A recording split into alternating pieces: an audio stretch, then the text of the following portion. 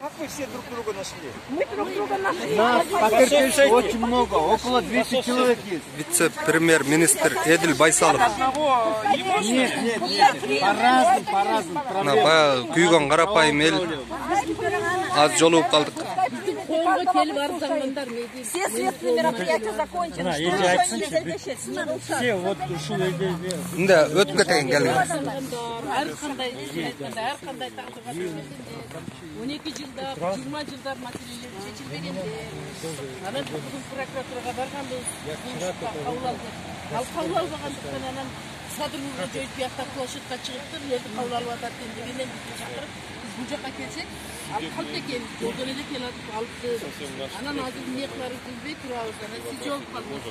Кез билечиз. Анан сизге бизден коррупция. Кудайым өтүнчө, Кудайга чейин бияка кетип. Картолайчы. Биз мына алдыбыз 20 жылдан ашты, артыбыз 15 жыл болду. Аркабызда суицид болгондор бар. Бүгүнкү экономический кризистен эптеп-септе оокат кылгандар бар. Мына энелерибиз Оштон келди, Жалал Абад, Баткенден келди, Нарын, Көл, Караколдон, бүт Чүйдөн келди. Эми сиздин баягы ушундай оперативный иштеңизде сизди көрүп биз ыраазыбыз, жабырлануучулар. Биз дагы талдап калдык, адам жакшы, жаманын талдап калдык. Билип да калдык. Ким иштебей турушун билип калдык. Азыр сизди көрүп биз аябай ыраазы болуп атабыз. Себеби азыр отурлача. Азыр ген прокурор өзү принимать этпей койду. 2 күн мурун президент айткан, кимде ким принимать этпесе ошолор жумуштан кетет деп. Мына бүгүн принимать этпей койду. Ошон үчүн Садыр Нуркожоевичке келдик. Садыр Нуркожоевичтин апарып, Садыр Нуркожоевич өзү кабыл албай эле койсун. Биз аны требовать эткен жерибиз жок. Бирок Сатиев аппарат руководитель жанакы отдел по судебным реформам деген бизди 2 жыл эме кабыл алган мурун.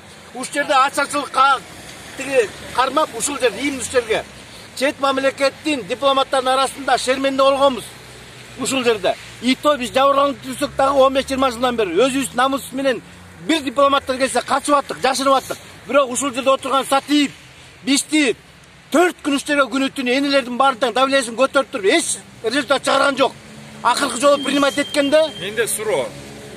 Болда 200 случай деп атпайсыңарбы, 200 киши азыр дан. 200 киши баардыгыңарда ар кандай жертва да. Бунун баардыгын кантип чечебиз? Кантип чечесиңер? Потому что у жерде все Азыр мен чечүүнү сурап атат. Силер чечүү билесиңер, мен айтып берейин. Лично Ыралай эжемди мени да 3 киши бар. Биз юридически да башка жагында бүт чечкенге сиздерге жардам беребиз. Бизди кабыл алгыла. Биз силерге келтирип мындай митингге чыгарбайбыз. Биз өзүбүздүн офисте коомдук бирикмебиз, өзүбүз чечебиз. Өзү только силердин гана жардамыңар менен. Силерден бизге жардам кайсы сотрудник иштебей атат? Кайсы сотрудник кайсынын тууганы? Эмнеге саботаж кылып атат бийликке, силерге? Бүгүнкү күнү элдин баарынан курчутуп аткан ошону гана айтып беребиз. Болду, ошону гана жумуш факт менен, доказательство менен болду. Ошол гана жардам керек силерден. Башка жардам жок. Чечүү жолу гана ушул. Башка чечүү жолу жок. Соттордон бере беребиз, тергөөчүдөн бере беребиз, прокурордун адвокатынан бере беребиз, адвокаттан бере беребиз. Өкмөттөрдөн бери. Мен азыр жок. Бут айтып келечи, пожалуйста. Айлөкөтүн бербейбиз. Именно укук коргоо органдарында жабырланып атабыз. Именно укук коргоо органдарында. МВДдан биз ошолорду гана беребиз. Болду, ошолорду гана кызматтан алсаңар бүттү, өзү кетет. Поезд өзү жүрөт. Самолет өзү учат. Генеральный прокуратура бүт иш оңолот да. Мына сизден суранарыз. 15-20 жылдан бери уже кыйналдык. А вот 15-20 жылдан бери многие срок давностьтарда өткөн да. Жок, бүгүнкү күнү. Кайрадан биз жаңы жагдайларды. Эми мен жооп берейин. Урматтуулар, берсеңер жооп берейин, жокса ажылдай берсеңер бир киши эч ким укпайт алтындарын. Арасында срок давности өтпөгөндөр да шору кайнап жүрөт. Биз срок давности менен аны соттон чечип алабыз. Сот маселеси менен чечилип атат. А сотторду да фальсификация подделган соттордун үстүнөн да кылмыш ачканбыз. Ошо кылмыштарды дагы эмеге кайра соттордун үстүнөн тергөөсү бүтүп сотко жетпей жатат. 10-15 соттордун үстүнө кылмыш козголгондор бар.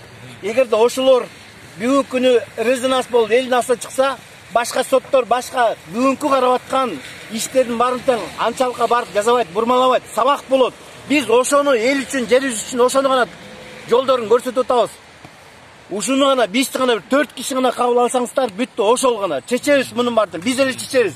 Сиздерге жеткизбейбиз, саботаж кылбайбыз бийликке. Жаман көрсөтпөйбүз. Биз наоборот биздин офисибиз бар. Ошол жерде эми отуруп алып Сатиев менен 2 жолу жолукканбыз, эчтеке чечкен жок. Жолугабыз дагы деле. Карганын көзүн чукпай. Сиздер органда иштеген эмессиз. Кече Садыр Нуркожоевич токтоп тургула.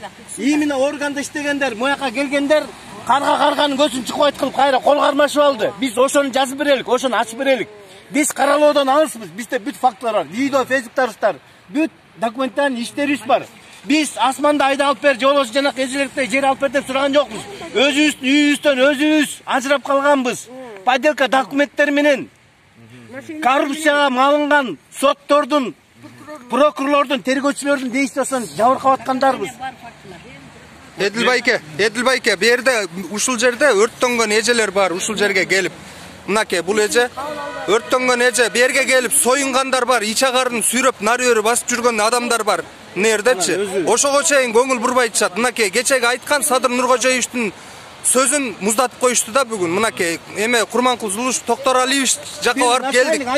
Алар адамды тандап мамиле кылып атат. Жок деген судебре эмесинен отделинен, восьмеркасынан, надзордон бир адам чыккан жок. Жок деген замдар чыккан жок. Караңыздарчы, кандай кылып атат? Биз силер мененбиз, эл силер менен. Биз силерди тандаганбыз. Дагы бир фактын айтып кетейин. Максат тартып койчу. Азыр, подождите. В данное время мен 6 судьяга кылмыш козготком. Чуй ГКМда бүгүнкү күнү турат. Алардын баарын тең ушу Зулуштан баштап Чуй областынын прокурору калкалап крышевать этип атат бүгүн иштердин баарын тең. Ал сотторго срок давности жок. Коррупция менен. Мына ошондой фактын баарын чыгарып, момундай сабак болсун башка сотторго, элдер ыйлап, бийликке каршы чыкпасын, саботаж кылбасын, элдер дагы. Не то, что укук коргоо органдары деп чуркап жүрсөк, наоборот укук коргоо органдары азыр өлдү, бүт полный өлдү. Сиз эме омбудсменге бардыңар белең? Да, бардык. Омбудсменге бардык. Омбудсменди айттык, президентке бизди киргизип бер, болбосо оңду тандайбыз, же болбосо бир посольство тандайбыз деп. Ушул жерде чогулган элдердин баары тең биз мындай кылганбыз. Казакстандын границасына барып, Назарбаевтан жарандык сурайлы дедик. Кайра мен эжем бизди өзүбүздүн ар намысыбыз ошого жибербей койду. Кой деп токтоттук. Мына ушул жерде ыйлап аткан бар. Назарбаевтан сурайлык, жарандык берчи бизге. Алдыңа этип калайын, берчи бизге жарандык деп сурайлы дедик. Анан омбудсменге келдик. Кой, муну токтоттук. Ар намысыбыз аяка жибербей атат. Өзүбүздүн өкөзгө өзүбүз чыккынчылык кылбайлык, мекенибизди сактайлык, жабырлансак дагы деп омбудсменге келдик. Омбудсмен астында Зулуш кетсин деп плакаттар менен, баннерлер менен чыгып, ютубтарга, фейсбуктарга чыгардык. Зулуш болсо президенттин астында жалган айтып калп айтып атат. Фейсбуктан чыккандарды дагы мен көңүл буруп карап атам, ошолорду деп атат. Бирок жок, жалган. Жалган, Зулушов. Жалган айтып атасың. Кандай жалган айтып атасың? Тур эле. Айтып атканын айт, беткеле айтабыз. Азыр дагы омбудсменди алып келдик. Президентке кирип чыгыңызчы. Же болбосо Сатиевке кирип чыгыңызчы деп. Оштон энем келип ыйлап жүрөт мына Зулушка. Кире албайт, киргизбейт. биздин офисте жашайт. Жерге наны жок, жатарга төшүгү жок. Жөө келдик ошо жогорку сот эмеден. Азыр эмне кылыш керек? Азыр эми сиздин эмеңизди биз эме угалык да. Ушунча элдер, энелер ыйлабасын. Бир 5 күндүк өмүрдө жакшынакай жашап тур кетелик. Экономик кризис бир жагын талкалап атса, алардын үстүнө минип алган правовой кризис бизди өлтүрдү. Биздин чыгарган маселесин баары тең башка сотторго, тергөөчүлөргө, прокурорлорго жана башкаларына сабак болсун. Биздин 4 эле адам кабыл алыңыз, биз маселени коюп беребиз. Анан мен кабыл алганда мындай да. Жок, мен оюмду до конца айтып элекмин. Бизди 4 адам кабыл алсаңыздар, бизди азыр биз президент кабыл алсын деп сурабайбыз. Мындай болуп атат. Сатиевден отдел по судебным реформам, соттордун үстүнөн караган, прокурордун, укук коргоо күч органдардын үстүнөн караган аппарат президенттен чакырып, сиз өзүңүз дагы кошо ошол жерге бизге көпүрө болуп берсеңиз деп суранабыз да. Ошол жерге биз 4 эле адам кирелик. Ошондо биз киргенде сиздер Зулушев болобу? Мен во сколько мне встречаем?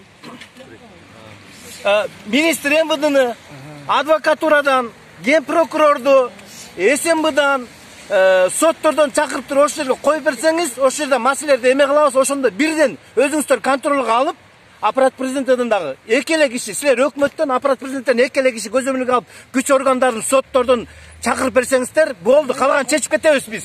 Только личный өзүңөр көзөмөлгө алып туруп, ошону официально бергилечи. Мени буга чейин дагы Алмаз Кененбаев, Алмамбет Салиев, Сооронбай Шарипов да кабыл алып, мына ушул соттордун үстүнө мен козготкон кылмыштарды ошолор козгогон.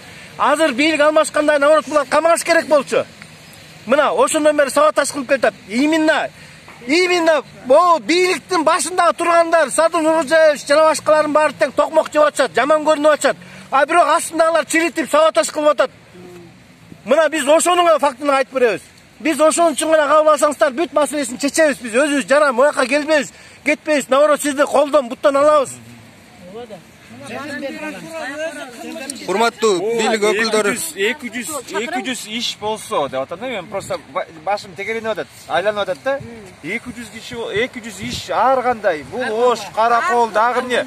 Бунун баардыгын кайсы жагынан баштайбыз? Күч органдардан Сиз ар калай эже, сиз көрүнүктүү активист, жарандык лидерсиз. Анан сиз ушуну бирден чечмеңе эметпесиз. Бирден чечебиз, биз аны чечип да жүрөбүз. Даяр документтерибиз бар. Ошого бизди кабыл алып, бизди угуп, кайсыл прокурордон кетип атат кемчилик. Кайсыл УКМКнын тергөөчүсүнөн ошолорду бугуп, аларга неметкен аккенде жок да.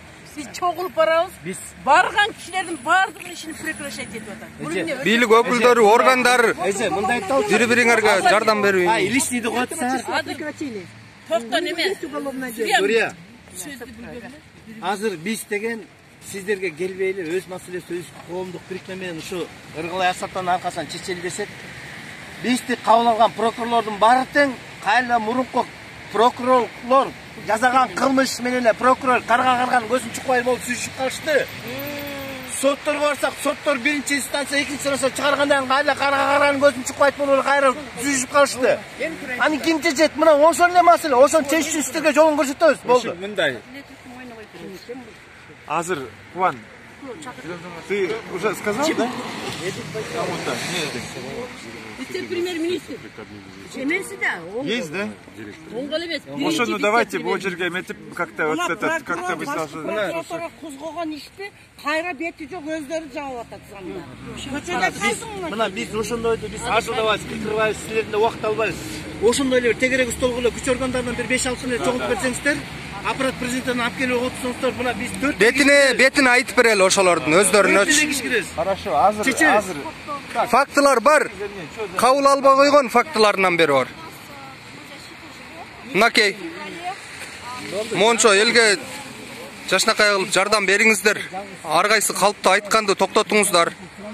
Бийлик өкүлдөрү бири-бириңиздерди колдоп, же эмне бизден алган факты, акчаларыбызды чогуу бөлүшүп алып атасыңар бу.